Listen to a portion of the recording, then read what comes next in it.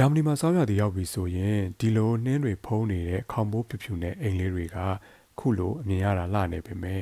အဲ့ဒီအိမ်တွေမှာနေတဲ့အိမ်ပိုင်ရှင်တွေကတော့နှင်းတွေအများကြီးကြားတဲ့ညတွေဆိုရင်တိတ်ပျော်မယ်မထင်ပါဘူး။ဘာလို့လဲဆိုတော့နောက်နေ့မနေ့ရောက်ရင်သူတို့ agency ကိုဘေးက platform တွေမှာရှိနေတဲ့နှင်းတွေကိုခုလိုမျိုးရှင်းပေးရတော့မှာမို့လို့ပါ။အဲ့ဒါဆိုတချို့ကထင်လိမ့်မယ်။နေထွက်လာရင်သူ့ဟာသူအရေးပြောသွားမှာဘူး။ဘာလို့ရှင်းနေမှာလဲပေါ့။တကယ်တော့အဲ့လိုမရပါဘူး။ဂျာမနီမှာတတ်မှတ်ထားတဲ့ဥပဒေအရအိမ်ပိုင်ရှင်တွေကအဲ့ဒီနှင်းတွေကိုမဖြစ်မနေရှင်းပေးရမှာပါကျွန်တော်ဂျာမနီရောက်ခါစားတော့ကလည်းအဲ့ဒါတွေမသိသေးတော့မနက်ဆိုအဲ့ဒီလိုနှင်းရှင်းနေတဲ့သူတွေတွေ့ရင်နေ့လယ်လောက်မှရှင်းလဲရတာကိုအပြင်မှာဒီလောက်အေးနေတာဘာဖြစ်လို့မနက်စောစီထပြီးလုံနေကြလဲမသိဘူးဆိုပြီးတွေးမိပါသေးတယ်ဒါပေမဲ့နောက်မှသိလိုက်ရတာကအဲ့လိုကိုစိတ်ပါတဲ့အချိန်မှထပြီးလုံလို့လည်းမရပါဘူးဘာဖြစ်လို့လဲဆိုတော့ဒါကိုလှုပ်ဖို့တတ်မှတ်ထားတဲ့ဥပဒေထဲမှာဘယ်အချိန်မှလောက်ရမယ်ဆိုတာကိုပါတခါတည်းသတ်မှတ်ထားပြီးသားမို့လို့ပါ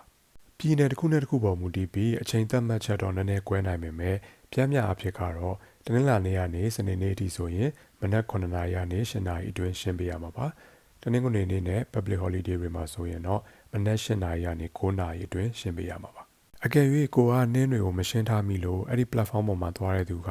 ချော်လဲပြီးတရားရသွားတာတို့ဒါမှမဟုတ်လမ်းလျှောက်ရင်ချော်လဲတာမဟုတ်ပဲစပိန်တို့စကူတာတို့စီးရင်နှင်းတွေကြောင့်ချော်ပြီးမှောက်သွားလို့လူရောပစ္စည်းရောထိခိုက်ပျက်စီးသွားတယ်ဆိုရင်စေကူဖို့ကုန်ကြစိတ်အပြင်တခြားပျက်စီးဆုံးရှုံးမှုတွေပါအင်ရှင်ကတာဝန်ယူပေးရမှာပါ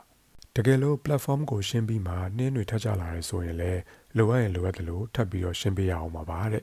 ပြီးတော့နောက်တစ်ခုကရှင်းတဲ့အခါမှာလည်းဖြစ်တယ်လို့ပြီးရောရှင်းလို့မရပါဘူး platform ပေါ်မှာလူတွေသွားလာရလွယ်ကူအောင်အနည်းဆုံး1မီတာကနေ1မီတာခွဲလောက်အထိရှိတဲ့အကျယ်အထိရှင်းထားပေးရမှာပါ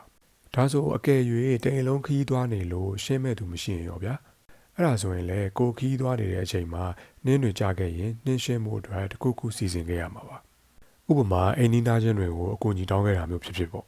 တကယ်လို့အဲ့လိုကူညီမဲ့သူမရှိဘူးဆိုရင်တော့နှင်းရှင်းပေးတဲ့ service လုပ်တဲ့ company တခုခုနဲ့ဆက်သွယ်ပြီးနှင်းတွေကြတဲ့အခါလာရှင်းဖို့စီစဉ်ခဲ့ရမှာပါအခုကြည့်နေတဲ့သူရောနှင်းနဲ့ပတ်သက်တဲ့အတွေ့အကြုံဒါမှမဟုတ်အမှတ်တရတစ်ခုခုရှိရဆိုရင် comment မှာဝင်ပြပေးခဲ့ပါဦးဒီ vlog ကနေကိုမသိသေးတာတစ်ခုခုသိလိုက်ရတယ်ဆိုရင် like ပေးခဲ့လို့ရပါတယ်နောက်ထပ်ဒီလိုမျိုးစိတ်ဝင်စားစရာလေးတွေတင်တဲ့အခါသိရဖို့အတွက်လည်းကျွန်တော်ရဲ့ channel ကို subscribe လုပ်ခဲ့ဖို့မမေ့နဲ့နော်နောက်ထပ် vlog တစ်ခုမှာပြန်တွေ့ကြမယ်ကျမ်းမာပျော်ရွှင်အဆင်ပြေပါစေ bye bye